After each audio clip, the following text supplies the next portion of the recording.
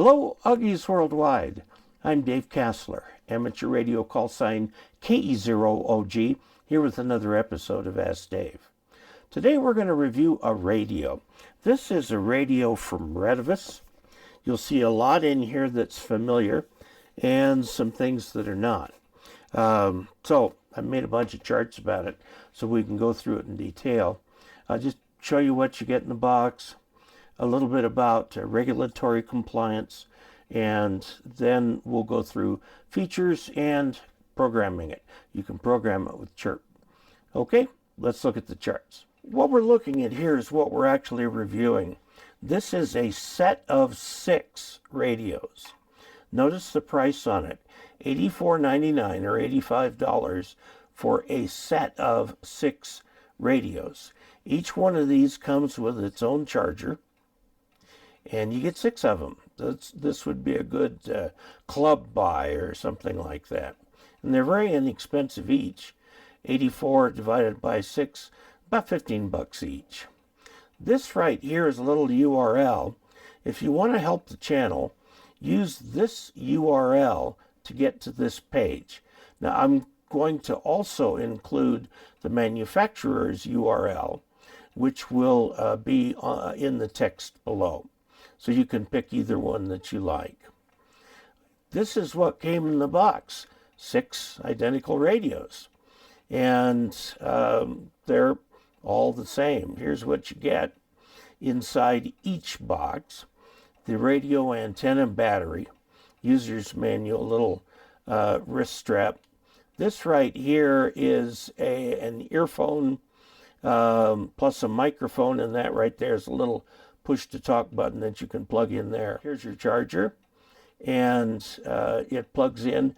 Now, there is the little belt clip if you want it.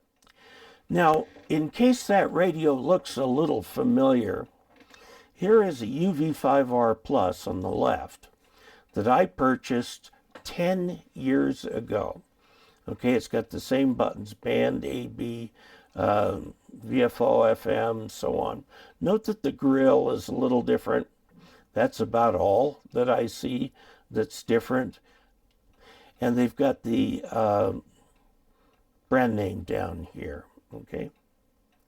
Now, if we look just at this one right here, we see that there are 2 VFOs right here. And you can go between either of these 2 channels easily. Here, you can switch between 2 meters and 70 centimeters here, and you can go from VFO or memory recall. Now, this is the Japanese name for it, but if you use it in this radio, it will say, for VFO, it will say frequency mode, and MR, memory recall, will be channel mode. Okay, so that's the difference between those 2. Now, here's what we have underneath. This is the power supply here. Comes with the USA plug. Okay, 10 volts out. Note that this little charging stand is 10 volts out. If you look at the plug here, it looks like it could be 12. If you were to put 12 volts into here, you will melt it. So don't do that. Make sure you just use it with this right here. Or if you're going to do it with 12 volts, put in some kind of power supply adapter that allows you to just give it 10. The radio is quite small, fits easily into my hand right here. And note that this, going back to the old Baofeng, this is male and this is female. So if you bend that and break it off, you've lost the radio. Here, if the pin were in here and you broke it off, you just lose the antenna. I prefer the female-male relationship, but we've got the male-female right here. Let's take a look at some of the regulatory compliance. First of all, let's look at on 2 meters right here. This is a little tiny spectrum analyzer. We're at 13.9, so 14 dBm here. And this right here is minus 40. So that gives us minus 54 attenuation on the second harmonic, which is just out of spec, not by very much. This actually is pretty impressive for Chinese radio, especially one that costs less than $20 each. Now, there are no additional spikes out here, so I think they've really done some good things to make this thing reasonable. Let's try on 440, the 70 meter band. We're at 434.1, even though this says 435. There's going to be a little difference in the frequency counter. We're at 21 dBm here and minus 31 here. So that is a total of 52, which again is a little less than the spec, but is very good for Chinese radio. Now, the next thing I look for is FCC compliance. You'll note on here there is no FCC ID. This is a no-no. They should not be bringing these into the United States without that FCC ID. Let's see what we can find.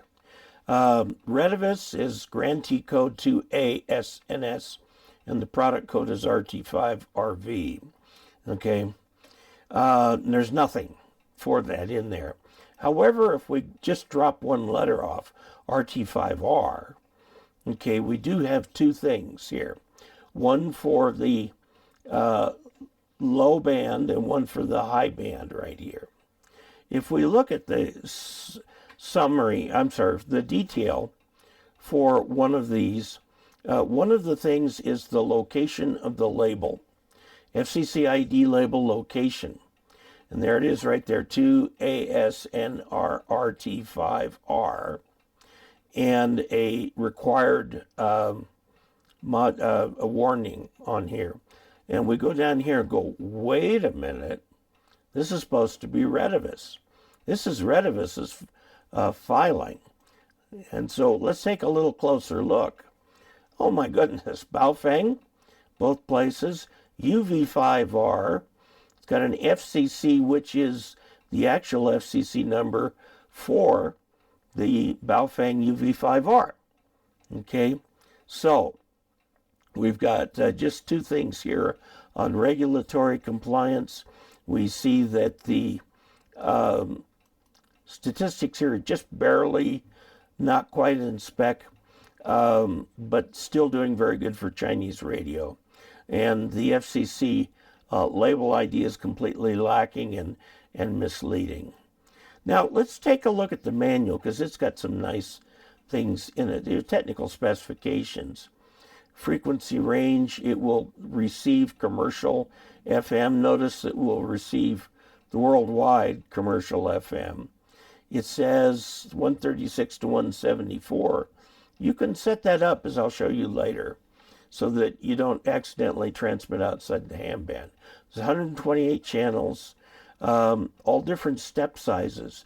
If you're having trouble getting to a specific step, a specific frequency, check to see what the frequency step is set to. I find that I often have to just set mine to 2.5 kilohertz. The antenna impedance, 50 ohms. Operating temperature, pretty good. Note that that's not quite freezing. Supply voltage, it wants to use its internal lithium-ion battery, which is nominally 7.4 volts. It actually charges at 8 volts. Does not take too much power, except in transmission. Mode of operation, normal. Duty cycle, you can change this, but what they're saying is 3 minutes on, 3 minutes off, 54 minutes silent. Standby is silent. Okay, the dimensions, weight. Transmitter RF power, it's a 5-watt radio. FM, and you've got a wide narrow here and a wide narrow. Amateur radio uses wide generally. Now here's the spurious emissions. They say that they're less than 60 dB. Well, we discovered that's not true. They're a bit more than that, but not terribly. Receiver sensitivity, here's your intermod, 60 dB. Audio output, 1 watt, and so on. So now let's take a look here at features. Dual band display function, DTMF is available, lithium ion battery, commercial FM. You've got the DCS codes, which we don't use in the US. The CTCSS we do. I would really encourage you not to use the Vox unless you're in an extremely quiet location. Otherwise, it will open up the transmit and stay open. There's some alarm function, meaning that you can make a sort of a squealy sound. 128 memory channels, broadband, high power, low power, I think is 5 and 2. Display illumination and programmable keyboard. Yes, you can do that. I would really recommend you do it via software. There's a function beep on the keyboard. Wow, you push function, you get a beep. Dual watch, dual reception. This is important to a lot of people. By the way, since this also does commercial FM, if while you're doing commercial FM, there is activity on the channel that you're monitoring, it will switch over to the ham. There's an offset function for repeater access. However, this is global. If you set it up on the computer, you can set this differently for each repeater. And there are two that you're interested in. In the US, the repeater offset for 2 meters is 600 hertz. And for 70 centimeters is 5 megahertz. You can have a battery savings function, turn itself off, timeout timer, so you don't transmit for too long. There is a scan mode, busy channel lockout, CTCSS scan, both on transmit and receive. Built-in LED flashlight. It's not very bright, but it is there, programmable by PC. So there's a squelch in there.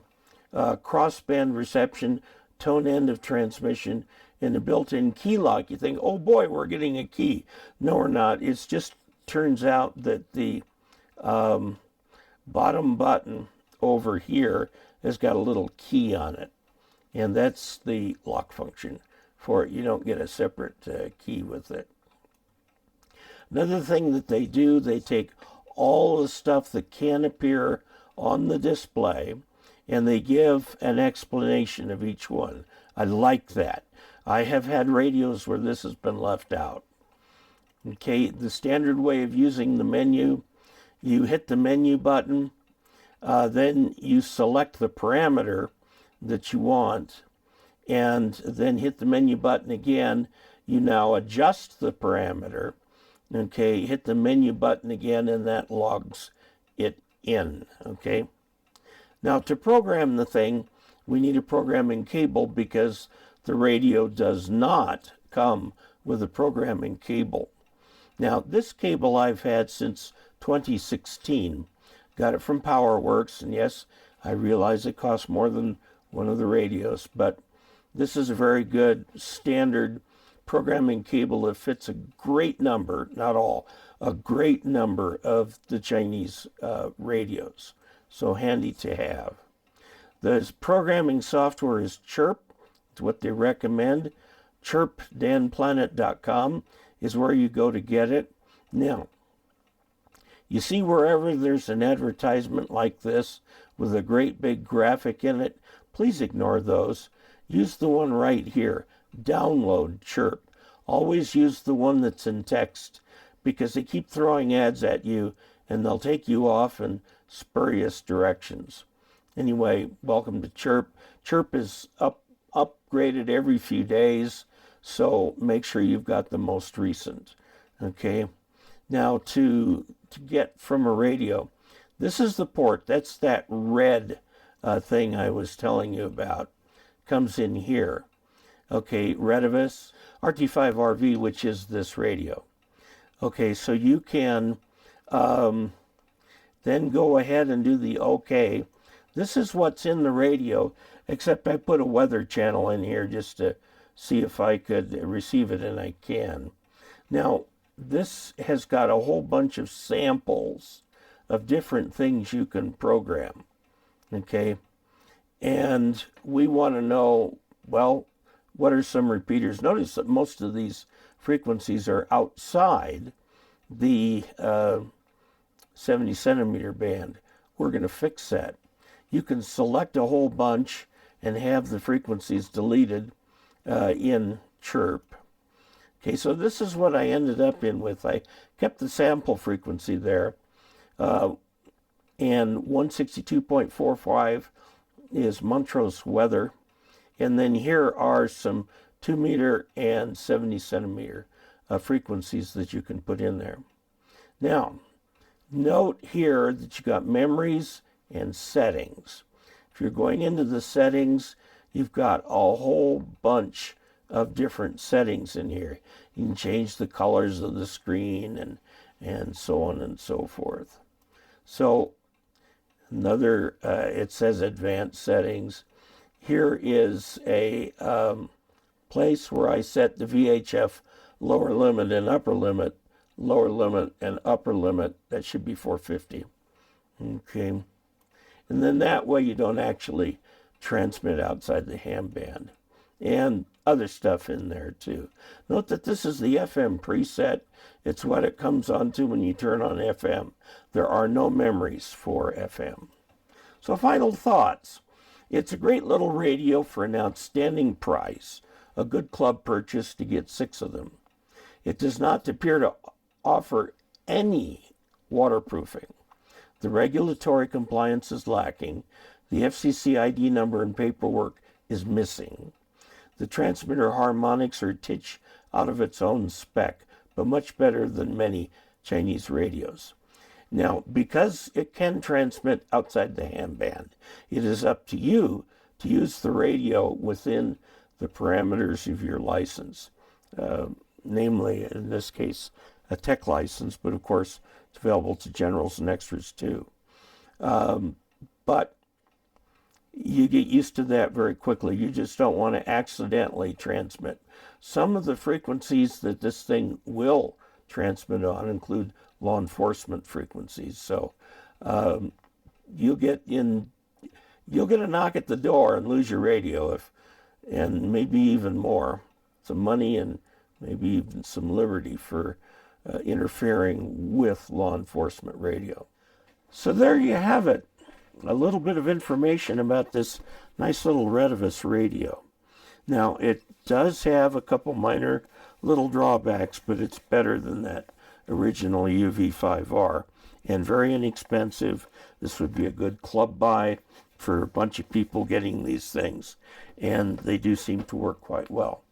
So there you have it. Now, in the next few charts, after I sign off, it will show you how to get in touch with me, how to support this channel, and list all of our patrons through the beginning of this month. So until we next meet, 73.